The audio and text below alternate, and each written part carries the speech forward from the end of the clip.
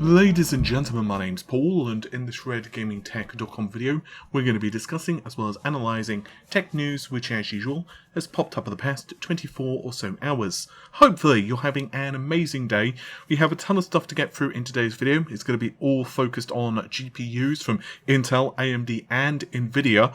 But we also have a second video today, which is console-related stuff, including the PS5 allegedly only having a 50% yield for its APUs, so of course you can find that too on the channel. But getting back to this video, the first thing I'd like to discuss is AMD and the 6900 XT, as AMD themselves have actually released a photo of this, as well as actual renders of the card in Fortnite. Oh dear, AMD.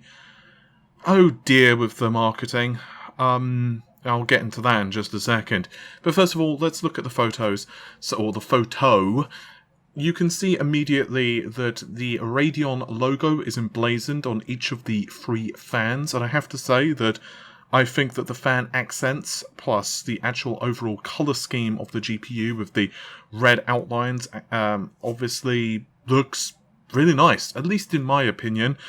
The other noticeable thing is, of course, the two 8-pin power connectors on the GPU in the top right. Naturally, this means that you can have up to 375 watts of power for the GPU. That's 300 watts for the two PCIe connectors, and then a further 75 from the PCIe slot itself from the motherboard. But to the information I've had, AMD apparently are only going to be going up to 300 watts, but of course they do need headroom, especially if users plan to overclock.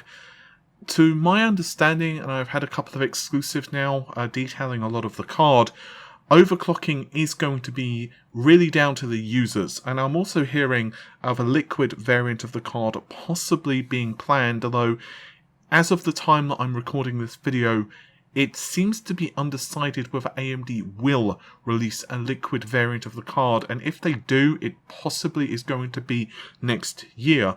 So this card is definitely the highest end SKU, I'm 100% confident of that. This is the 6900 XT, and if you've been following the channel for the last several days, you'll know that this card, to my information, is going to compete with Nvidia's higher end GPU, so cards such as the 3080 Ti possibly will be roughly around this performance.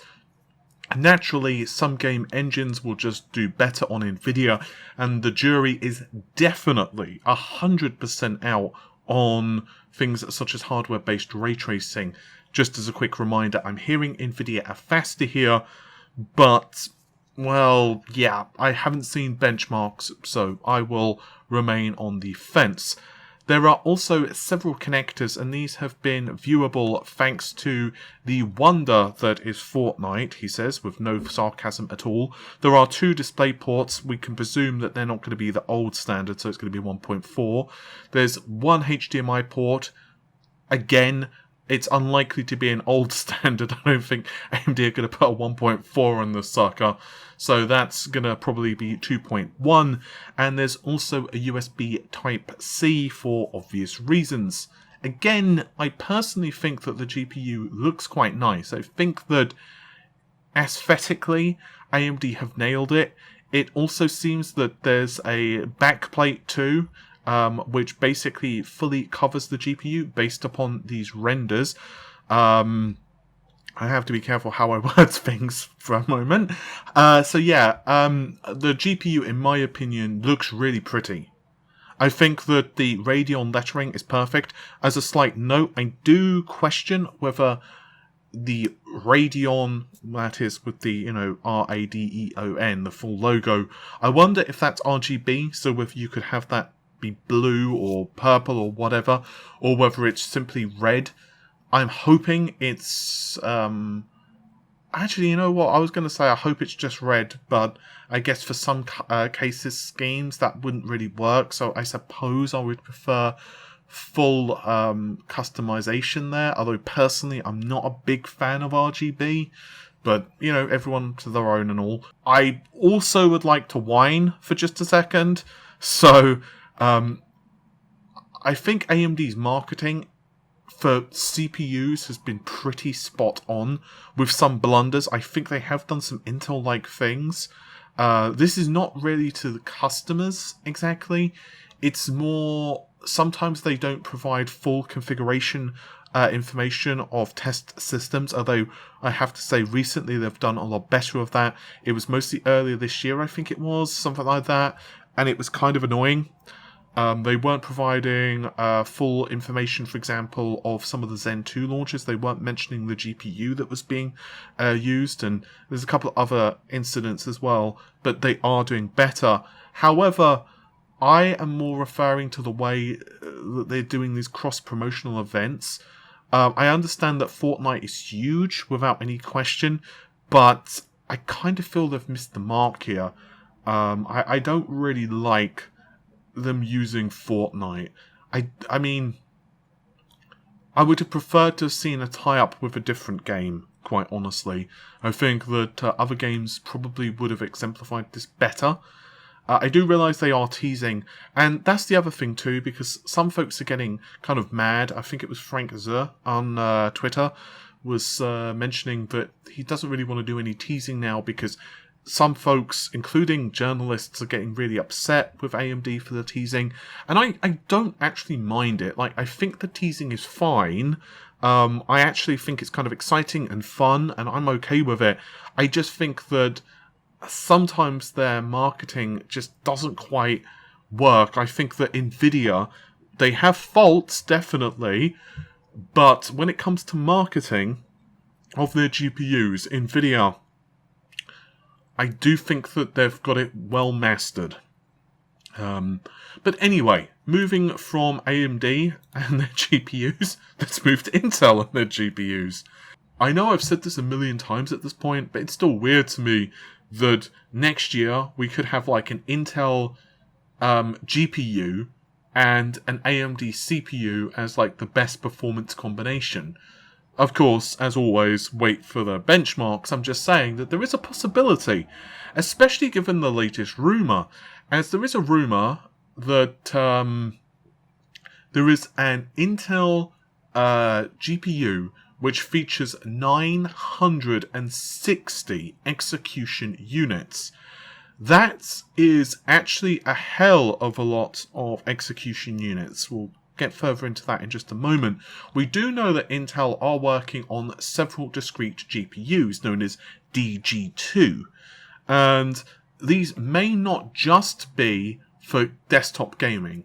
They might also stretch to mobile discrete platforms as well. To my understanding from folks that I'm speaking to in the know, Intel are planning a series of products for both mobile, which would be for slimmer form factors, so iGPUs, but also discrete GPUs, but like for the laptop solution. So like Nvidia, for example, you can pick up like a GeForce GPU, which of course is embedded onto the motherboard, and obviously that has its own memory and blah blah blah blah blah. So Intel are probably going to be doing that with DG, but they're also of course going to be producing a socketed GPU like you can get with like Nvidia or AMD. And the rumor is that there's 128, 384, 512.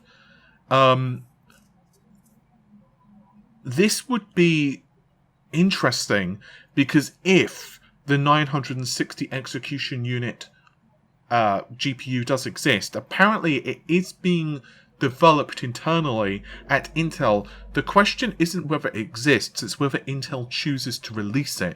But if it does, which I stress is an if, this would be a grand total of 7,680 ALUs.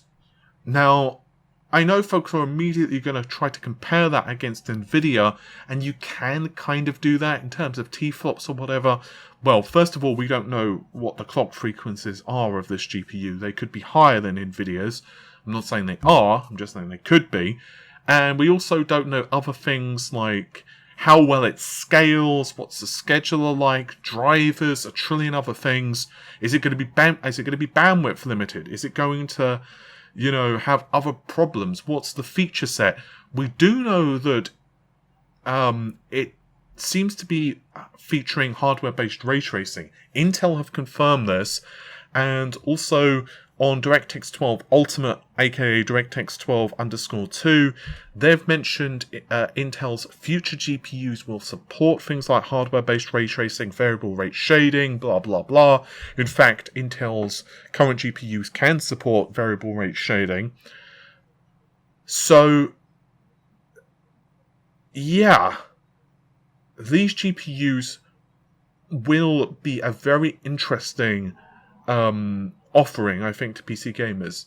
I'm not saying that they're going to compete necessarily. I'm not saying they're going to be better than AMD or Nvidia, but obviously competition, it's only ever a good thing for us as end users. So yeah, I'll be curious to see what Intel actually do here. And there is also DG2s, by the way, which have been spotted, which actually contain both 8 and 6 gigabytes of memory. This has actually been, first of all, discovered on, videocards.com have covered this, and Intel DG2, 8 gigabytes of GDDR6 memory. However, we don't have full configuration information for this. However, it seems to be running on a Tiger Lake 45-watt CPU. And furthermore, there is a second DG2 which was spotted also, and this has 384 execution units with 6 gigabytes of memory. So that obviously would be kind of like low to mid-range. Basically, each EU, for your FYI, has 8 ALUs. So what you do, obviously, is you take 384 or whatever the number is, and then obviously you just multiply that by the figure of 8, and that gives you the number. So this also then needs to be further subdivided, because there could be, just like Nvidia, for example, have multiple parts which use, say, GA102. I suspect, just simply because of yield reasons too, that Intel will do exactly that same thing. Yeah, I'm looking forward to actually getting my hands on an Intel GPU, frankly. I'm looking forward to being able to actually hold one, put it in my system, and know how things stand. And speaking of how things stand, by golly, there's a lot of Nvidia stuffs. The first is that we have photos now of the reference PCBs. I will confess, I think, I'm just going to cover this fairly briefly because, well, yeah, the cards will be out pretty soon anyway. But you can see that Nvidia were not joking when they mentioned that these things were compact. Like, to call them compact is, yeah, it's an understatement. The 3080, which is using the PG-13 board, 133 board, it's so titchy, like, it's kind of ridiculous. It kind of reminds me of a motherboard from the early 2000s with how packed this thing is. You can also see, of course, the 2 missing memory module spaces at the top there, at the top left, and then in the middle. And then the whole board is just absolutely crammed with stuff, with, of course, on the far right, with that, well, I was going to say notch. Notch doesn't do it justice. This gargantuan V-shaped chasm that's there. That, of course, is for the airflow for the second fan. And then, obviously, there are other boards, too. There's the reference board for the 3090, which is from Yuki ANS, from Bilibili. And this board, again, is pretty damn massive. It isn't quite as ludicrously cramped as the 3080 board, and obviously we also have all of the memory module slots, well, not slots, but spaces taken up. Can we also spend one moment to look at all of the VRMs, the MOSFET, you know what, just the whole bloody power delivery system? Can we just look at it for a moment? It looks honestly like someone from, I don't know, like 2009, 2010, something like that, went into Photoshop and just used like Clone Brush and were kind of mocking up a GPU, like a joke GPU that they would expect a card from 2020 to look like. I don't mean that in an insulting way, because it's a bloody marvel of engineering, but holy crap, power delivery on this thing. Oh god, yeah, that's just gargantuan. I mean, the 3090, the 80 as well. It's bonkers. There's no other word for it. It's just absolutely ridiculously bonkers. And the final couple of stories from Nvidia. First of all, Nvidia are looking to be acquiring ARM. It still needs to go through regulatory approval, but they seem to be wishing to purchase ARM for about 40 billion US dollars, which is an awful lot of money. In fact, I think this is the second largest purchase ever. I believe the only, I mean, from my research, the only purchase I can see from a tech company purchase anyway was Dell. And Dell coughed up 64 billion back in 2016. So, yeah, 64 billion back in 2016. So that was a lot of money. But this is still not a small amount of cash. Can we also appreciate the 64 number? I just like that because, well, you know, computing, 64. Anyway, it does seem like ARM is still going to be residing in the UK.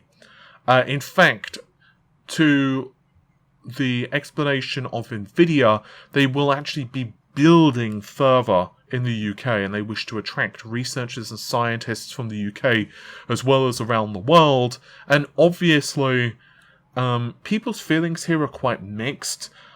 I think people are, well, they're between excited and nervous of what the future holds here. I'm not going to read through the entire press statement. I'll link it in the video description. But remember that ARM have had a very open licensing model. So ARM even provided the processors for Nvidia for Shield tablets, and of course they also became prerequisites for the Nintendo Switch 2. But those ARM processors have also been in a plethora of other devices, including for Qualcomm and Samsung and even Apple. So to say that ARM have their fingers in many pies, or their CPUs in many sockets, is a gross understatement. And hot on the heels of this news, Jensen Huang has recently had an interview with Timothy Morgan over at the Next Platform. Again, just out of respect for the,